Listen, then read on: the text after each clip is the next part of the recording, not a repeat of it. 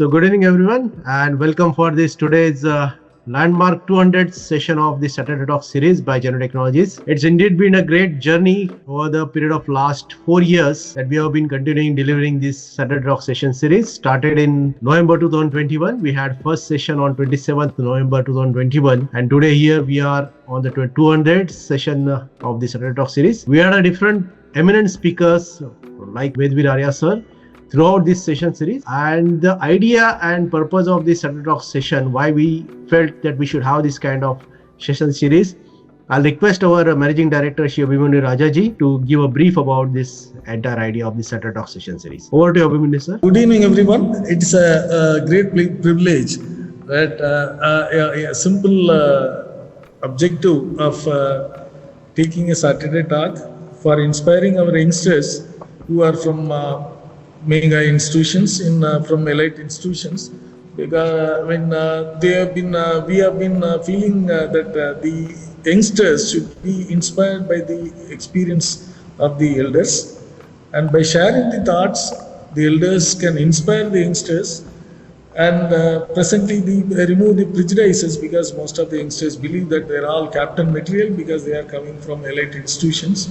So we thought that these sessions will bring in a knowledge sharing process with the youngsters and the experience of the elders.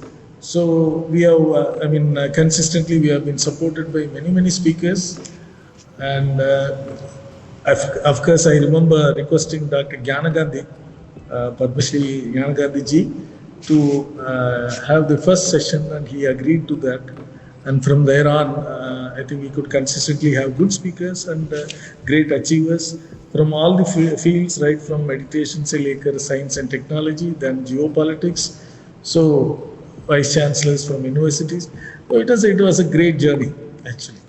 And there was a definite benefit which was intended that our youngsters will have some exposure, and they will actually be inspired by the achievements of the seniors.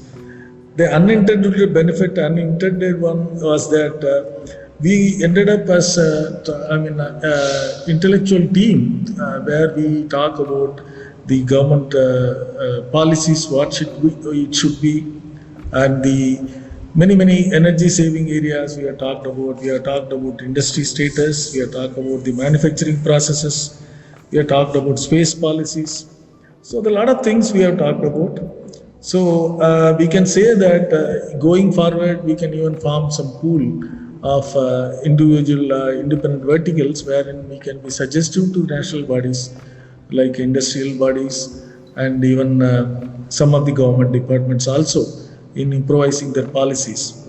Because we have such a depth of people, imagine around 130 plus achievers who are taught in the sessions. And many people are been authors of books. If you see today, you are Vedveer Arya ji. I have got your book gifted from one of the eminent industrialists. When I visited him, he gave your book as a gift to me. I still possess that, and I keep reading that. So many of the authors have been here in Saturday Talk. And that is going to be a big reserve, and I'm really proud and happy, very happy and humble that this movement actually leads to a lot of thought sharing after the sessions. Many times we end up talking up to 9 o'clock about the subjects of national interest. So that's a great contribution by a company which is into high-tech robotic things, but we talk about all the chapters. I wish our youngsters will more and more enjoy the benefits, and I expect our team to be more suggestive so that we can be more productive and useful for the society as a whole and to the intellectual body. With this, thank you for giving an opportunity, and thank you, Vedveer sir, for accepting our request to be in this session, 200th session. It is, I think, 100th session we had Dr. Arvind from JNU. So another Delhi VIP is there today with us. Very good evening to all. Sri Vedveer Arya is currently serving as the Joint Secretary and Additional Financial Advisor in the Finance Division of the Ministry of Defence, Government of India. An alumnus of the University of Delhi Hindu College, he earned a master's degree in Sanskrit and was awarded the Dr. Radhakrishnan Memorial Gold Medal and C.D. Deshmukh Memorial Gold Medal for his academic excellence. Sri Arya has held a distinguished career in the Indian Defence Accounts Service with diverse assignments including finance roles, defence acquisitions, research and development, missile programs, and a UN deputation. In addition to his civil service responsibilities, he is a published author with works such as The Chronology of Ancient India from Manu to Mahabharata and Indian Contributors to Mathematics and Astronomy. It is our honor that he is with us today to share his insights on the topic of Antiquity of Bharatiya civilization. Thank you. Thanks a lot for inviting me to Saturday Talks. I think this is the 200th session. That's a great honor by JanyuTech. I think all are doing wonderful job because this intellectual interactions is very much required nowadays, so that we can shape our own ideology as well as the vision for our nation and how to take forward our generations, or at least our younger generation. Mostly today I'm going to talk about the antiquity of Bharatiya civilization. Last 4 years I was working on one book. It is a 2-volume book that is just published, and I'm just showing this is the Indian Chronology and Origins of Indo-European Civilization. It's a 2-volume book, around 1500 pages. So this is going to give the 360-degree view of entire this chronological issue. Why there is a serious problem in the chronology of not only Indian history as well as world history. We need to unlearn a lot of things. I know this is the most toughest job to unlearn, but last 200, 300 years, the way European academicians led certain, especially social sciences, history, chronology, archaeology, linguistics, and even the chronology-based other subjects have very limited view. That limited view is that because when so-called Renaissance started in the Europe, they had this Bible mindset saying that only 4000 BC is the creation. All civilization came after that. This is the reason till the advent of carbon dating, somewhere 1950s and later, not a single archaeologist ever dated any civilization beyond 3000 BC. Why? Why? We discovered only once we did scientific dating like carbon dating, other than we came up with a certain date. But still, the mindset is that no civilization existed before 3000 BC. This was the reason why because European historians started reconciling the entire world history, whichever the civilization claimed greater antiquity, they rejected them as a mythology. So let us first explore how to study because nowadays we are well equipped with the multidisciplinary studies, which was not possible if we go back to the 100, 200 years back. So one major subject which I am going to introduce, that is the archaeoastronomy. Certain astronomical observations have been recorded in the various literature, and mostly in Indian Vedic and post-Vedic literature, because we have to use that also as scientific evidence. If we reconcile the archaeoastronomical evidence with the archaeogenetic evidence, then the linguistics, thereafter you try to understand the archaeology, then you may be actually on a right path in reconstructing the past. If you want only archaeological evidence, केवल प्रत्यक्ष ही प्रमाण है, so then that is not going to help us to understand our human civilizational past. So it's the whole perspective, but I'm just restrict myself to today only how we can reconstruct Indian antiquity. The tragedy is today we don't know what is Indian chronology beyond Buddha. So I'm just going to give you the perspective. I'm just sharing my screen so we can quickly go through the slides. And so what is traditional Indian history and chronological timeline? Just relative chronology. We are all well known before Britishers' arrival, yes, Vedic period, then post-Vedic period, then Ramayana era, Mahabharata era, then Kali Yuga began somewhere closer to 3102 BC around. Then we have a Buddha, Adi Shankaracharya, then we have Guptas and Vikramaditya. This was the chronological timeline existed before the arrival of British historians. Now the problem is, since we started claiming Mahabharata itself 1200 BCE, there was a disconnect because Buddha was dated 500 BC around, but the chronology available in the Puranas is hardly 1200 years between Mahabharata era to Buddha. Now there was a huge gap, 3200 to 500 BC, more than 2700 BC. So then they started saying that Mahabharata is just a mythology. It's only a fiction. It's not history, and your date has no meaning. You have invented this Kali Yuga date somewhere in the 1st or 2nd century AD. There was no such scientific evidence. So what they did, 500 BC to 1500 BC, from Vedic era to Buddha, they present less than 1000 years. That's all. Then they somehow 19, 20, 30, they discovered some archaeological sites in the Indus Valley. Then they started saying that this is the only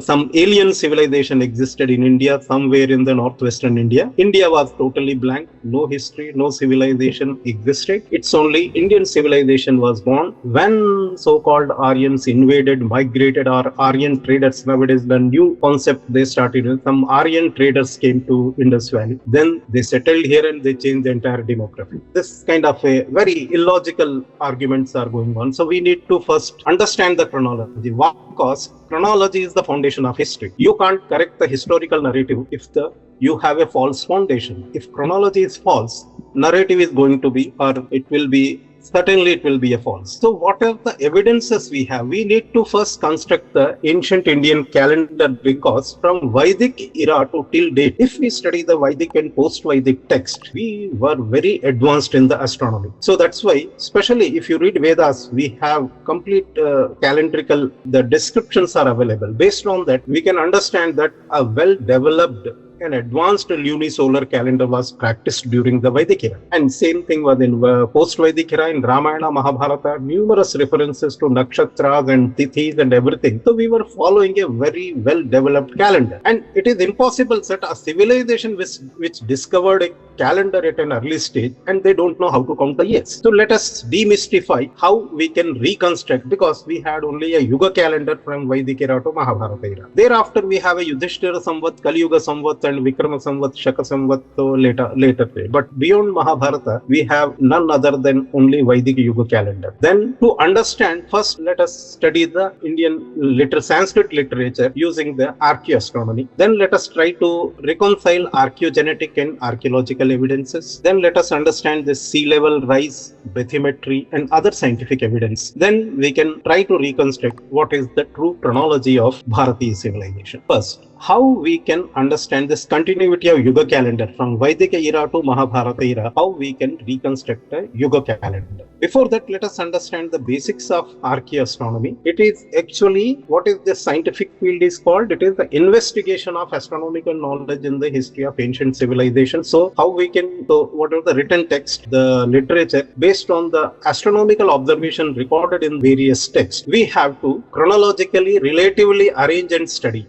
to understand what kind of astronomy has been practiced. Generally, astronomy is cyclical, but certain observations can be dated only once in thousands of years. Then that becomes an scientific evidence, because this can't be back calculated, because you have to have a knowledge of gravity also, because gravity affects the moon motion as well as all planetary motion. So if you are just mathematically simulating or calculating backwards, you may be accurate certain extent 400 years, 500 years. Beyond that, there would be numerous errors. So this is the reason NASA developed JPL horizon time correction to incorporate this gravitational corrections. How we can, just following the mean motions is not good enough. We have to incorporate that delta T correction also. Then you may be an accurate when you are simulating astronomical observations in the past. So that is only modern, because you need a very well developed algorithm and the software to simulate the past astronomical observation. So it is totally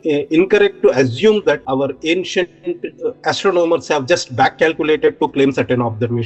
That is not possible. And then we need to study chronologically how we can arrange this astronomy so that we can reconstruct the Indian Vedic Yuga calendar. So this is the basic area of study of in the archaeoastronomy. Generally, the precession of equinoxes, I will explain what is this. This is the phenomena every 1000 years, 13.2 degrees, the precession. That if someone is referring, then the same observation of the precession will occur again only 26,000 years roughly. So then this becomes extremely valid and scientific evidence if any observation of precession of equinoxes are related to that, maybe indirect reference to that, maybe an evidence to date a particular text. Then there are references of conjunction of all planets, because this also not cyclical. So if we roughly a conjunction occurs in 400 or 500 years once, but if certain conjunctions referred with the reference to the moon and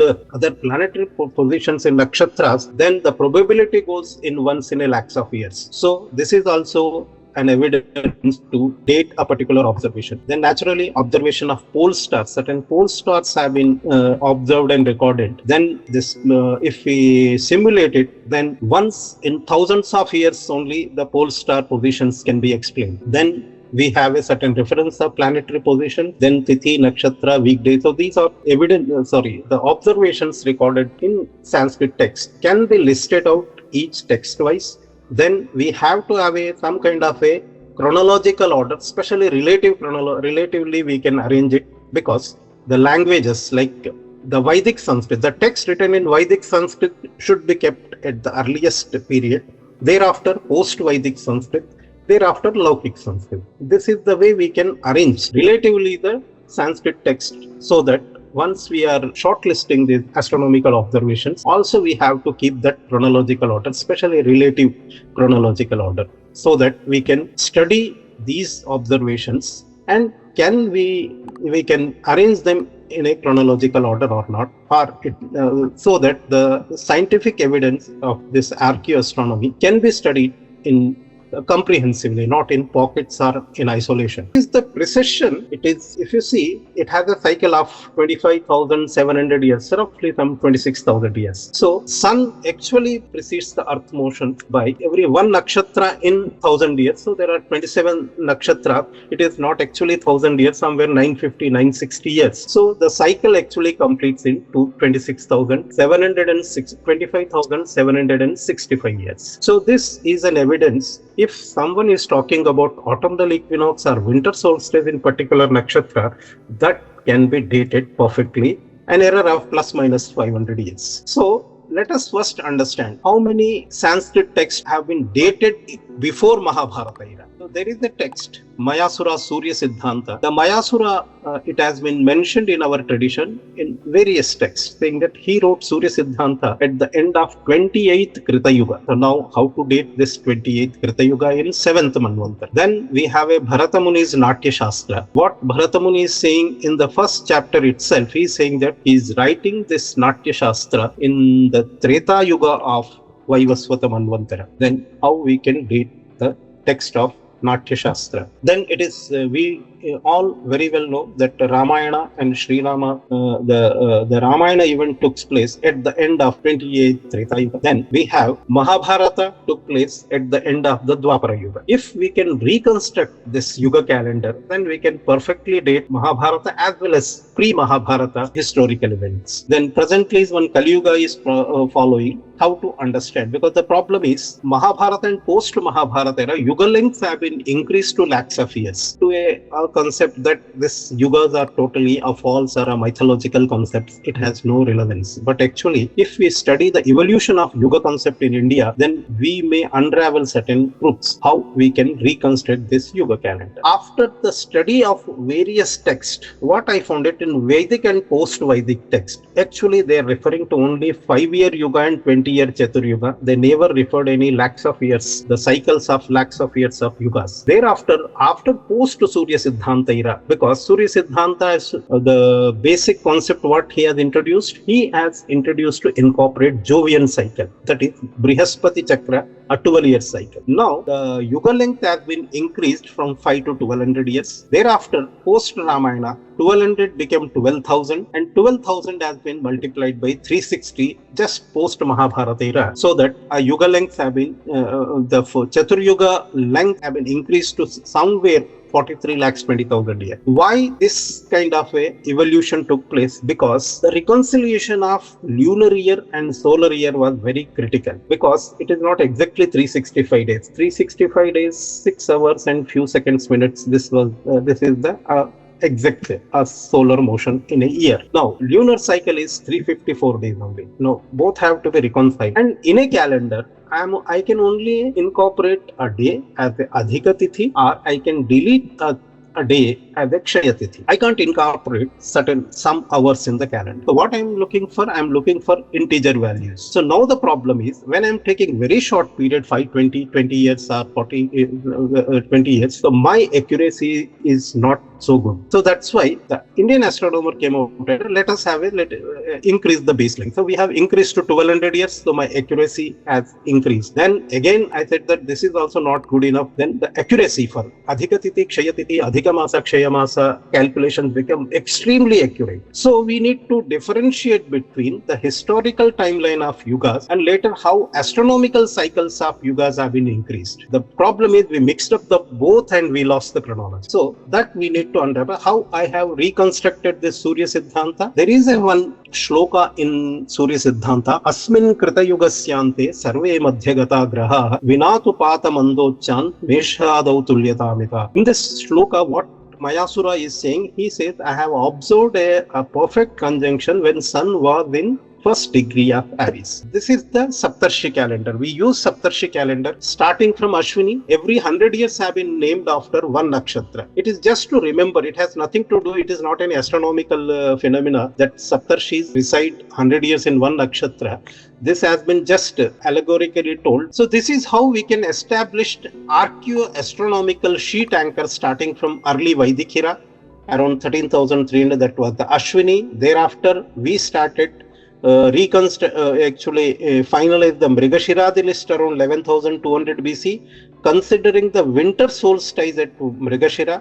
Then winter solstice shifted to Rohini around after 1000 years.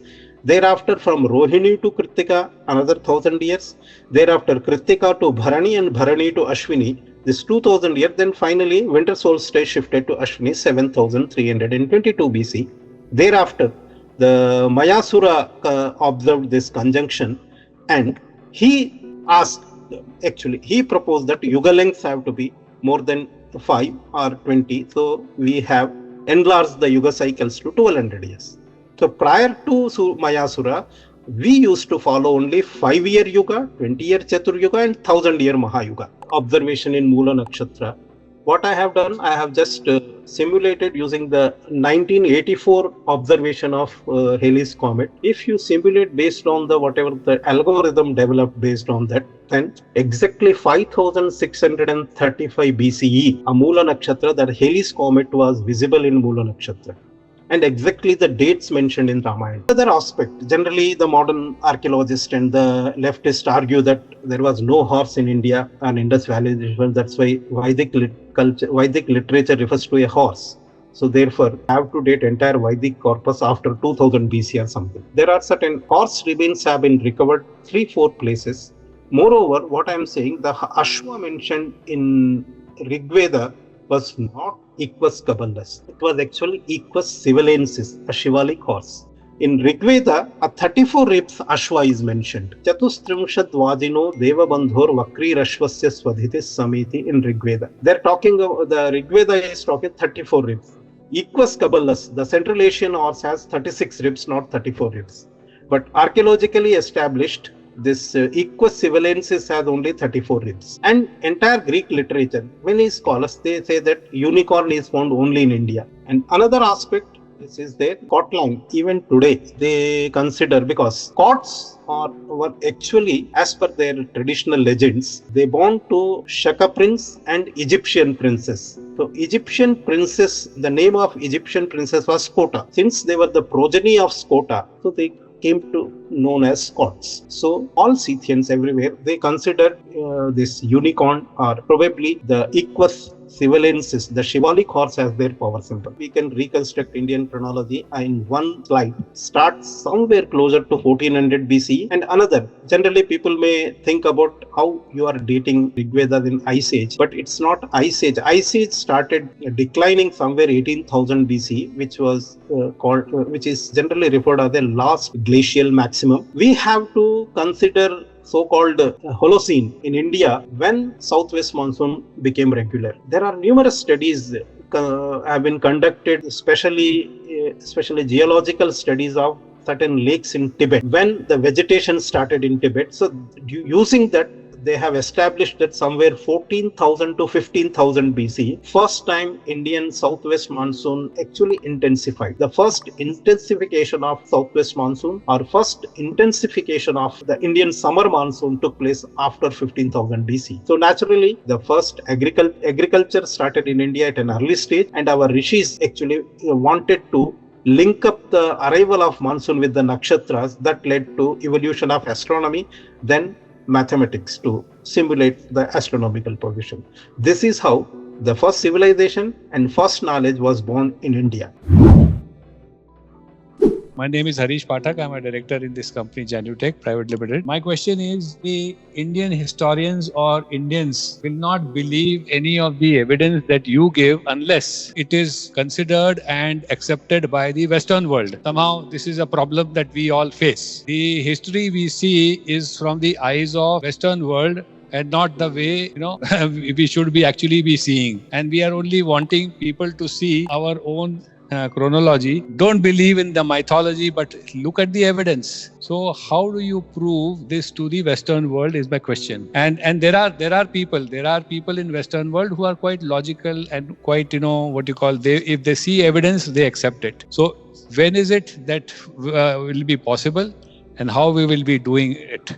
I think this is the fundamental question. The problem, whenever we are working on chronology, it's a multidisciplinary subject. Archaeology cannot be a primary evidence to establish the chronology. Even today, the chronology of various civilizations, especially historic period, has been established based on literary evidences as well as the epigraphic evidence, not by the archaeological evidence. If you want to because you have to give an absolute chronology. Absolute chronology can't be worked out based on the archaeology. So archaeological evidence is just, they think that only pratyaksha is pramana. For reconstructing the past, only pratyaksha cannot be the only pramana. So we need to corroborate multidisciplinary evidence. So the first challenge with our side is first to correct the Buddha's date, because that has led to loss of chronology and link with whatever the traditional chronology was falsified when you dated Buddha 500 BC, because there is a greater disconnect. Second, archaeoastronomy is a scientific evidence. You cannot say that this astronomical observations have been back calculated or somebody has just imagined and these are all imaginary speculations. No, there are actual observations, and it validates the tradition also. Our traditional history and chronology, especially Mahabharata onward, it is perfectly written. The problem is only dating of Buddha. That led to rejection of our chronology from Mahabharata to till date. This three errors I told you, it is actually what modern historians are doing. They have created a model considering the 500 BC is the Buddha, 78 AD is the only Shakaira. Based on that, they created a model. Due to that model, lot of data is getting rejected. Like I have seen numerous literary evidences like Jyotirvida Bharanam written by Kalidasa. He is saying that I am writing this book in 33 BC. Actually, it's saying 3068 Kali Yuga. Okay. Similarly, there are numerous other literatures. Apart from that, even epigraphic evidences, numerous copper plate inscriptions have rejected as a forgery. Why? Because they are unable to explain chronologically. I have demonstrated that if you consider two different Shakaira, entire epigraphic evidence and literary evidence can be explained. Now, what I am saying, don't blame data. First, you have to review your model also. I am providing a model which explains every data, then this becomes more perfect. The first step, we have to address this dating of Buddha, because still establishing the chronology from Buddha onwards, it is completely based on literary and epigraphic evidence. Archaeology has nothing to do. So once we do it, then perfectly it reconciles with the traditional evidence. The problem is, again, you say that Indus Valley has been dated around 1900. How they have dated it is the relative chronology, the stratigraphy. The archaeologists came with some relative chronology of the layers. You have wrongly and very assumed that Mauryan era is 300 BC. That's why you say that 1900 BC, 2600 to 1900 BC is the mature Harappan period. If you correct the Buddha's date by 1300 years, similarly then mature Harappan period may be 4000 to 3300 BC. And entire Mahabharata refers to entire Punjab area as the Aratta, Bahalika, and even during the Karna, in the Karna Parva, especially Karna blames Shalya because he was of Duryodhana appointed Shalya as his charioteer. That time he blames him that you are Mleccha, you don't follow the Vedic traditions. So this is the entire Punjab area he is talking about as a Aratta Mlecha Desha by Karna. So that literary evidence also establishes that this area was occupied by the Bahlikas, Arattas during the period between 4500 to 3300 BC. So this Indus Valley, the problem is you have stopped reading traditional text and you have no knowledge of the Sanskrit and everything, then you are simply speculating without any evidence. So, for reconstructing the past, the literature tradition has greater importance while whenever you have to only validate based on the various evidences. So what I'm saying, you have to incorporate archaeogenetics. This as the new subject evolved last 20 years. Archaeogenetics establishing that the language dispersal or human dispersal, especially the migrations, took place somewhere 6000, 7000 BC, not after that. There was no migration, so-called Aryan migration during that. Then how languages, this Indo-Europe. So we have to zero in the original homeland of, still it is elusive. There are a lot of studies have been done to pinpoint the original homeland of Indo-Europeans. The problem is you have underestimating the timeline of Indian civilization. This is the major reason why we are unable to explain the Proto-Indo-European language, the enigma till date. So what I'm saying, we have to consider archaeogenetic, archaeoastronomical, then linguistics and all traditions. When Greeks are saying that Atlantis city was submerged, they have a certain dates. Why these dates have been considered mythology? So there is no archaeological evidence for the Noah or any biblical till date. They only, whatever the evidences they could establish the archaeology in Israel, that goes back up to David and Solomon. Beyond that, hardly any archaeological evidence. So archaeology can only be a supporting evidence. You cannot expect that till I found in the archaeology something dated, an artifact dated and Veda mantras, and then if it is 10,000 BC, then only I will accept. That is not going to happen, because from Vedic era to till Mahabharata era, mostly in India, 99% they lived in only wooden houses. Then what you are going to find in the archaeology? So only expecting that archaeological evidence is only the primary evidence, then only I will consider we have a multidisciplinary study. If we can, first challenge is to correct the Buddha state, but that is going to affect entire world chronology. So that challenge, my 2-volume book is going to address. If we are going to change the Buddha state, how the world chronology unfolds. That I am going to bring in my new book, that is Chronology and Origins of Indo-European Civilization. Then our tradition chronology is perfectly linked. The timeline given that Brihadratha dynasty and thereafter the Pradyota dynasty, Shishunaga dynasty, the timelines given in Purana is perfectly validates once you correct the Buddha state. This is the first challenge. Thereafter, beyond Mahabharata, we need to work on various multidisciplinary subjects. Then only we may be able to establish the true timeline. But we must be ready to unlearn also. Just following the colonial standards are toolkits given by Alexander Cunningham, that is sacrosanct. Rest everything is incorrect. It is not. It is like that if I go and start digging in your village, if I have not found anything older than 100 years, if I say that 100 years before this village never existed, that's a wrong presumption. So only archaeological evidence is not the primary evidence. If you have a literary and epigraphic evidence establishes the continuity, then that is the greater evidence. In everywhere, even Egyptian civilization, the timeline also they have established based on the literary evidence. Though they have certain archaeological evidence, the biggest problem is, Megasthenes is also right. Indian kings never ever built any memorial for them or any big mansions also. So that's why we are not able to find any archaeological evidence. So it does not mean that civilization never existed. But archaeoastronomy, especially astronomical observations recorded in Vedic texts as well as post-Vedic texts and Surya Siddhanta and others, it establishes that we were very much advanced in the astronomy, and certain observations are datable only in greater antiquity, like Surya Siddhanta 8800 years before, 6778 BC. This conjunction cannot be explained. You cannot say that reject such scientific evidences